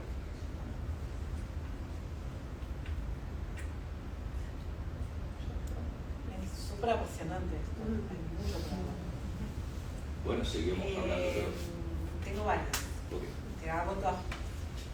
Cuando vos diferencias entre una agroecología democrática y una agroecología política, y estoy preguntándole a la persona indicada, pues es un antropólogo, ¿ese es un concepto nativo o es una clasificación tuya?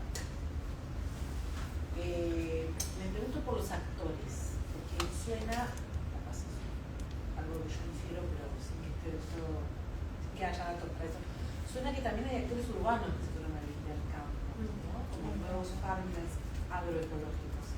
Y eso es interesante y está muy bueno todo lo que vos mirás ahí de cómo ellos piensan las transiciones, porque ellos están transicionando al volver, ¿no? La vuelta al campo. O sea, hay mucho para debatir con esto de las transiciones.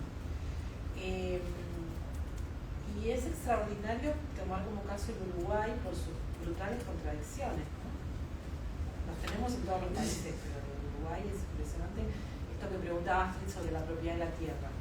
Yo que trabajé tanto en las pasteras, conozco muy bien, me podés corregir si no es así, que desde hace décadas Uruguay tiene un ordenamiento territorial orientado al mercado internacional. Por ejemplo, decir que el este es para el turismo y que el oeste es para celulosa. Y la plantación de árboles destinados a la celulosa ya tiene 40 años, ¿no? Como ahí hay procesos muy estructurales de un país muy orientado al mercado, a la exportación, con diversificación, pero orientado a la exportación. Entonces, ahí la pregunta clave para mí, complementando lo de Astrid, es ¿qué porcentaje de tierra le queda a los pequeños productores o a la categoría crucero? ¿Cómo evolucionó eso en los últimos 10, 20 años? Me pregunto mucho por Conaprole, porque sabemos que es una cooperativa súper competitiva y me preguntaba si Conaprole tiene una articulación o no con estos productores. Yo soy de una sola lechera de la provincia de La Pampa y recuerdo el padecimiento de toda mi familia con los que compraban la leche, que eran monopolios. Las crisis económicas del país eran las crisis económicas de la Serenísima, por lo tanto las crisis económicas de los tamberos. Me pregunto ahí, con Conaprole, que siempre me da admiración, pero por pura creencia, si es una cooperativa que piensa el mercado en favor de los más pequeños, siendo compradora, ¿no? Y una pregunta más general que también conecta con lo de Clara, sobre las transiciones que ya pasaron. Vos decías ahí al pasar sobre el antropoceno, y le ponías como contenido, que eso es muy bienvenido, y decías mitad del siglo XX, está bien, pero yo me pregunto si no tenemos que empezar a trabajar más en los últimos 20 o 30 años con el proceso de asimilación. Vos, Clara, decías, ¿qué hubiera pasado si lo hubieran asesinado a los campesinos en la dictadura otra vez? Y como tu cuadro era tan gigante, nunca llegaste a la actualidad. Pero en Paraguay hay un destrozo campesino de los últimos 20 años por la producción sojera, por una deforestación que es la más alta de toda América Latina. Cuando uno mira mapas de deforestación, Paraguay aparece todo color negro, porque el nivel de deforestación implica emisiones netas de dióxido de carbono por deforestación. Y sobre todo tenés, vamos a hablar más que yo de eso, pero lo he leído muchas veces ya, productores sojeros brasileros, con tecnología, con recursos, que han expulsado campesinos de medio país, ¿no? Entonces digo, uno puede remontarse a la historia y está muy bien hacer una historia larga. Pero hay procesos de los últimos 20 o 30 años que son otras transiciones. Bárbaro. Sumo una más y trato de responder y darle lugar a Noelia. Mira, no, yo creo que ya fue. No, ¿te tenés que ir por el tiempo? No, pero tenemos que cerrar la sesión a las 11, ¿no? ¿Porque nos echan decís o...? Porque es el programa, dice que hay un... Pero creo una hora igual, ¿eh? Hasta las 11. Fue la conclusión.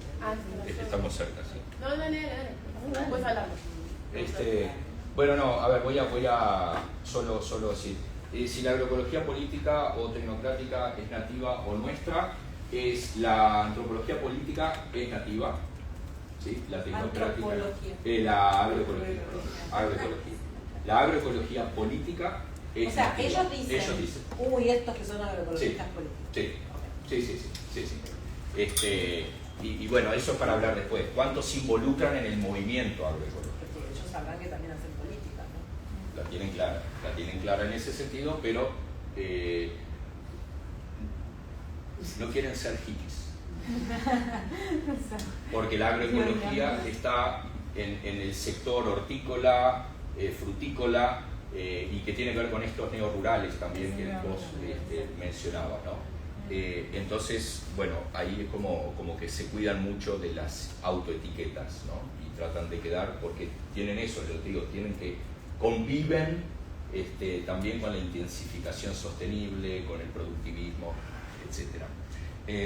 Sí, los neorurales, incluso hay ahora, tengo un estudiante que está estudiando el Instituto Nacional de Colonización y está dando tierras para la agroecología, y los que se han candidateado vienen de la ciudad, ¿sí? No son jóvenes rurales, sino que vienen de la ciudad, y bueno, también eso puede ser interesante, pero concentrado en hortícola. De nuevo, nuestro interés estaba en esta producción extensiva, ¿no? Agricultura, lechería. Bueno, el ordenamiento territorial, sí, yo creo que les queda 1 millón de hectáreas. Los zamberos. A la producción. A todo lo que se quiera no, hacer. producción de leche, la producción de leche. ¿Sí? Para esta idea de transición, 1 millón de hectáreas. No van a tener mucho más que eso. Y bueno, y la CONAPROLE históricamente protegió a los pequeños productores, porque fue una política social de carácter nacional. Había representantes de los gobiernos que estaban en el directorio de la empresa. Luego tuvo una mirada más neoliberal, por decir así, continúa siendo, ¿no? Porque le compra la leche a todos, es una especie, ¿no? O sea, vos tenés ese gradiente. El agricultor es el que gana más, pero es el más incierto porque es volátil el precio, etcétera, etcétera. El ganadero es el que gana menos, pero es el que está más relajado. Y el tambero está en el medio, ¿sí? Gana de una forma relativamente digna, vive endeudado todo el tiempo, corriendo atrás de los distintos ritmos. El del crédito, el de las vacas, y el de, ¿no?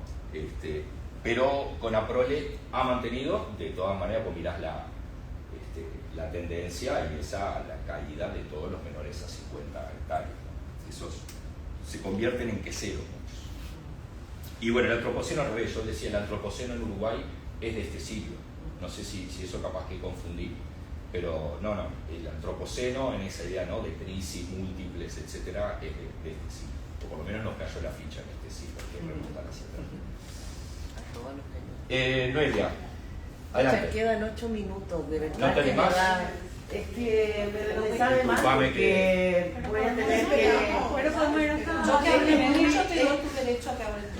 No, es que me sabe mal porque todos tuvieron mucho tiempo para una Pero super te buena quedamos más, y nos quedamos no, más. porque todos tenemos también otra agenda. Yo misma tengo después otros compromisos, Sí, te pido disculpas que no pero fuimos. perdón porque no era mi intención hacer esto correr. No, pero tenés razón, discúlpanos a nosotros que no No, seguimos. también estuvo súper buena la conversación, de hecho, Pero es yo cierto. creo que estuvo muy, muy bueno, de verdad, agradezco porque la calidad de las exposiciones, la investigación que está detrás, es muy potente y es súper necesario de poder escucharla, ¿no? Entonces, bueno, ahora, en los pocos minutos, contarles que quiero hablar un poco tomarme de lo que han dicho, ¿no? Es decir, ¿qué pasa con las transiciones, las transformaciones en nuestros países? Lo escuchaba y pensaba que se trataba de iniciativas que están fluyendo, ¿sí? Pero que en el caso de Chile no las podemos ver fluir. En Chile las transiciones son una categoría controversial. Hoy día hablar de transitar en Chile es controversia, porque tenemos que hacernos cargo de un escenario político que es sumamente reaccionario, que hoy día es negacionista del cambio climático, es negacionista de la crisis hídrica, es un negacionista de la diversidad cultural. Por lo tanto, ¿cómo hablamos de estos temas sin primero plantear las condiciones en las que se está viviendo y en las que estamos haciendo investigación? Porque esa ciencia no hecha, yo diría que es también una ciencia que no se puede hacer, no bajo las condiciones en las que estamos. Y los que estamos tratando de hacer esa ciencia no hecha, nos estamos teniendo que disfrazar en algunos casos, generar estrategias, ¿sí? Para poder hacer esa ciencia no hecha, porque a su vez la ciencia que nos parece justa y necesaria, ¿sí? Entonces, dentro de ese escenario complejo, decir que en la ruralidad pasan muchas cosas, más que la neoruralidad, que la defensa del medio ambiente, que la expansión de las múltiples formas que puede tener la agroecología. En la ruralidad conviven diversos sistemas productivos y diversas formas de economía, diversas formas de relación con el capital, y en el entorno y dentro del capitalismo sobreviven formas no capitalistas. Y una de ellas es la que nosotros hemos identificado, no nosotros, no, sino que hemos establecido un vínculo, ¿no?, con estas agrupaciones con las cuales estamos trabajando de manera simétrica para producir y una ciencia que dialogue con esa ciencia local. Nosotros hablamos de ciencia local, ya no hablamos de conocimiento local, ni de, ¿sí? Estamos hablando de científicos locales que dialogan con científicos de la academia, y en ese contexto entonces donde los especialistas del área y del mundo de la recolección nos han enseñado justamente que lo que ellos tienen son sistemas que han sobrevivido históricamente, son prácticas milenarias, ¿sí?, que todos aprendimos cuando estudiamos los cazadores recolectores y que hasta el día de hoy se siguen reproduciendo en medio y yo diría en el corazón del desarrollo de la gran industria forestal en Chile y de todo lo que es la industria de la pesca industrial también y la pesca artesanal. En Chile también, un país costero, ¿no es cierto?, con dinámicas que no responden a las dinámicas o los principios del capitalismo. Solamente decir que aquí igual hay un escenario global, porque los frutos de la recolección no son solo para la soberanía alimentaria ni para la economía de autosubsistencia, no estamos hablando de eso, estamos hablando de frutos y de algas, ¿no es cierto?, y de productos de la orilla del mar y de frutos del bosque, que hoy día tienen un alto y son de alto interés para los mercados internacionales porque caben dentro de la supercategoría, hoy día muy de moda, de los superalimentos, ¿sí? Entonces, en vista de esa expansión que han tenido estos frutos de los últimos 10 años, básicamente con toda la transformación de los sistemas alimentarios, ¿no es cierto?, y el modelo de alimentación saludable, el paradigma de alimentación saludable, al que todos de alguna manera estamos forzados, digamos, a comunicar, está visibilizando muchos de estos productos y generando, por supuesto, distintas dinámicas económicas que hemos visto, ¿no es cierto?, que no han afectado y no han incidido en las economías locales de quienes realizan el trabajo directamente, ¿no?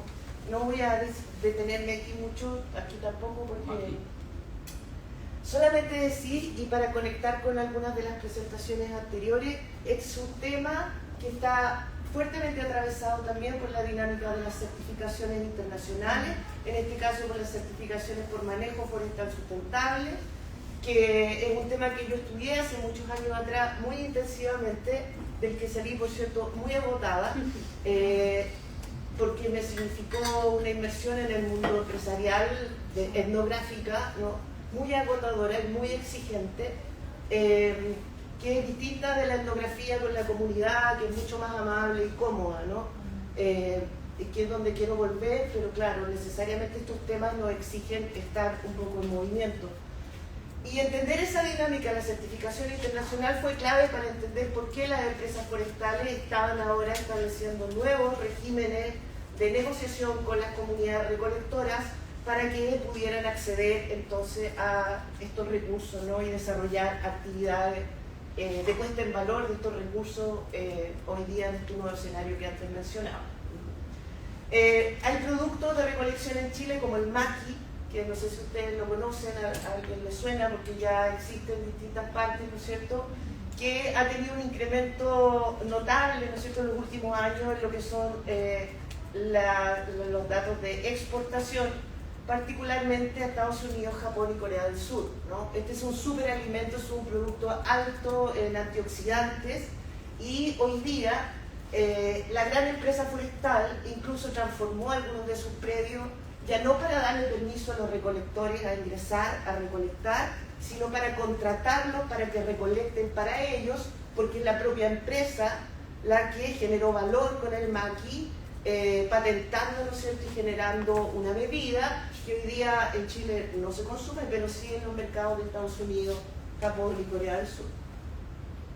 se consume otras, no esa, la que produce la gran empresa.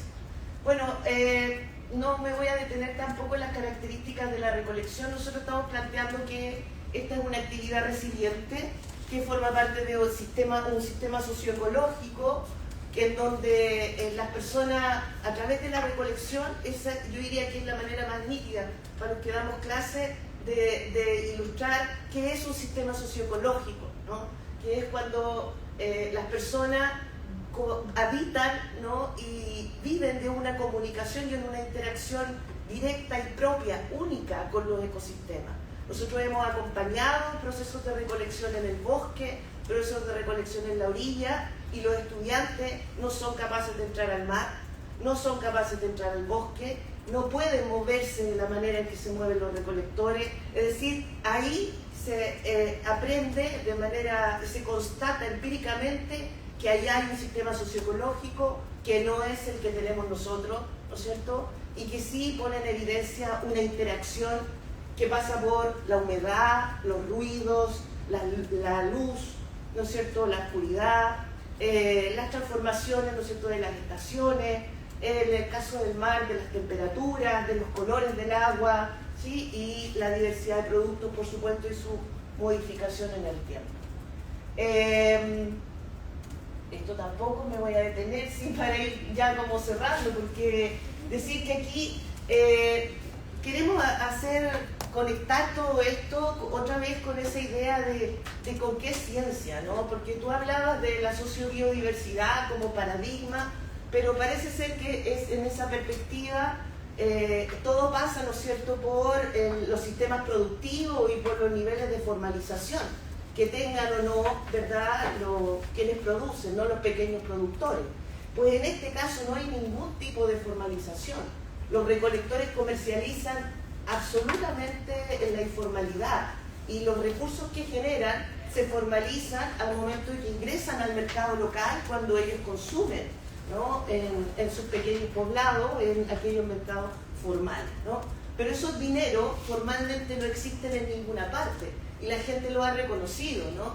O sea, nosotros no existimos, dicen, no existimos para la economía como tal, sino que solo forman parte de las franjas de población más pobre que sobrevive de alguna manera, ¿no es cierto?, con ciertas condiciones muy, muy básicas, por cierto, ¿no? Entonces aquí hay toda una interpelación muy profunda también a las ciencias de la conservación, que se mantienen en un paradigma en donde todo pasa exclusivamente por el mercado, no están visualizando prácticas, ¿no es cierto?, que escapan a esa dinámica o que tienen relaciones intermediadas, no únicas con el mercado, ¿no?, sino que el mercado es una de las vías, pero no la única.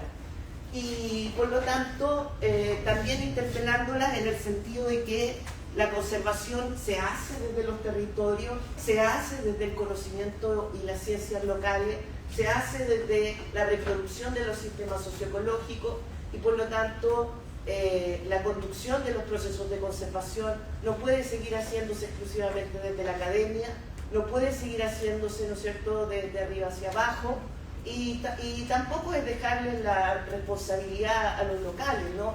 Tenemos que generar simetrías para pensar y articular procesos de conservación de la biodiversidad que sean lo suficientemente horizontales, ¿no es cierto?, y respetuosos en materia de derechos y de tanto, ¿no es cierto?, humanos como también, por supuesto, de la naturaleza y del ecosistema. Entonces, aquí hay mucho cuestionamiento a esas ciencias en el sentido de que permanecen vinculadas a esa ciencia hecha, ¿sí?, en contraste con la no hecha, que permanecen vinculadas al modelo hegemónico. Y ahí también decir, ¿no?, que el trabajo que nosotros realizamos es un trabajo incómodo para el resto, es un trabajo que no es, que es muy marginal, ¿sí?, en términos de investigación. Yo tengo que ser súper sensata en esto en Chile, porque el trabajo que nosotros hacemos es absolutamente marginal, porque escapa justamente a las claves de la investigación hegemónica, ¿no es cierto?, que se mantiene dentro de el sistema y el canon productivo, ¿no es cierto?, centrado en la productividad y el capital. Entonces, no sé, corrí un poco, no sé qué más decir para no, si hay alguna pregunta quizás, no sé, Sí, por la hora. te pido disculpas No, que te tranquilo, hemos sí, hecho no, correr. Yo siempre sí tengo, pasa esto, no yo te tengo una preocupes. pregunta. Dale. Si tenés tiempo. Sí, dale. En esto último que decía de la ciencia, Sí. hecha, no hecha, etc. Nosotros nos hemos encontrado con productores, movimientos, etcétera, primero que no quieren que su conocimiento sea objetivado y que sea difundido. O sea, con una estrategia de decir, esto queda entre nosotros. Sí. No sé si eso te ha pasado. Por el contrario, otros, y la mayoría, le exigen, nos exigen a los científicos, sociales, naturales, etcétera, evidencia científica para algo que ellos dicen saber o dicen entender que son exitosos. ¿Sí? Por ejemplo, para hacer el uso de bioinsumos en la producción. ¿Sí? Pero que son bioinsumos que no tienen una evidencia por detrás de que tengan realmente un efecto. Claro. ¿Te has encontrado también con estas Sí. reclamos a la ciencia o a los científicos, a los intelectuales? Ese es el origen de todo, porque nosotros a partir de la pandemia fundamentalmente, ¿no? Y en el contexto pandémico, primero nos dimos cuenta de que los métodos de investigación que teníamos y los manuales de investigación no servían para nada. ¿Sí? Porque en la pandemia nos quedamos todos de brazos cruzados, ¿sí? Y sin la posibilidad de hacer las entrevistas de siempre, los grupos focales de siempre, o sea, entonces no podemos hacer investigación. Esa fue nuestra pregunta, ¿no? Y la remontamos porque sí lo pudimos hacer, ¿no? Articulando medios, involucrando con la radio, con medios de comunicación local, con sistemas también, ¿no es cierto?, de conectividad mínimos, pero logramos hacerlo. Luego de eso, post pandemia también, y con una visión así especialmente atenta a esto, nos dimos cuenta del peso que tiene hoy día la crítica al extractivismo académico también, ¿sí? Entonces tuvimos que empezar a replantear, ¿no es cierto?, toda la enseñanza de las entrevistas, ¿verdad?, y de toda esta demanda que tenemos desde la investigación muchas veces, de los tiempos de la gente, de los recursos de la gente, etcétera, ¿no? Entonces, toda esa perspectiva estamos hoy día en una dada vuelta de los métodos completamente, ¿no? Yo tengo los manuales de investigación guardados y en mis cursos son la última opción. O sea, si no hay otra opción, vamos a hacer entrevistas. Pero antes de eso, tenemos que pensar con la gente cómo hacemos esto. Tampoco se nos tiene que ocurrir a nosotros, ¿no? Porque eso de arrogarnos siempre la responsabilidad del diseño, de la planificación, sigue siendo, ¿no es cierto?, parte de la soberbia del modelo hegemónico de ciencia. Entonces hoy día nosotros estamos pensando las preguntas de investigación con las personas y diseñando los métodos de investigación con las personas, ¿no? Con aquellos que nos han dicho, no más entrevistas, estamos cansados de que nos vengan a estudiar, ¿sí? Y de que nos vengan a estudiar y luego no sabemos qué pasa con eso, ¿vale?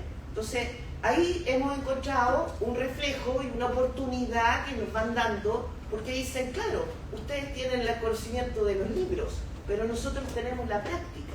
La verdad es que tienen mucho más que la práctica, pero es su manera de entenderlo, ¿no?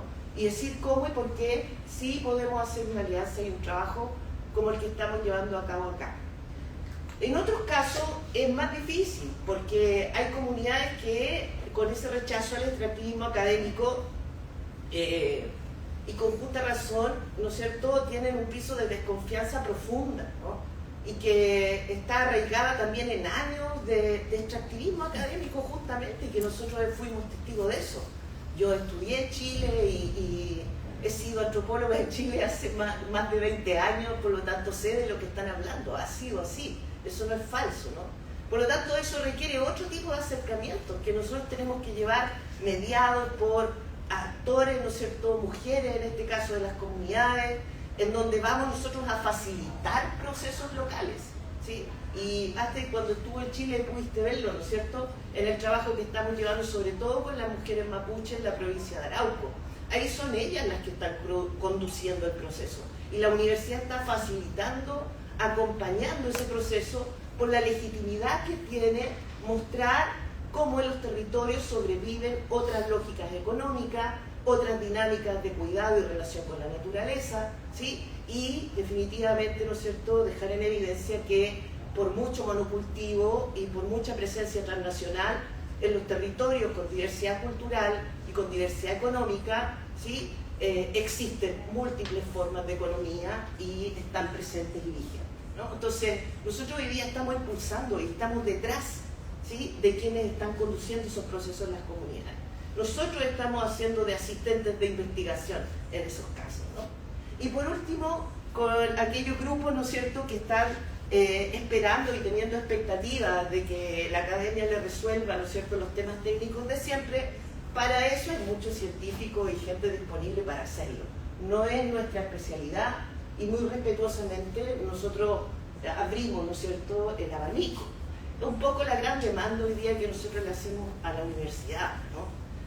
El compromiso con los modelos de desarrollo no puede ser unívoco. O sea, la universidad tiene que abrirse a el estudio y el trabajo con otros modelos de desarrollo. Y esa hoy día es nuestro gran espacio, que digo, es marginal, ¿sí?, es crítico, es controversial, y ahí estamos, eso es.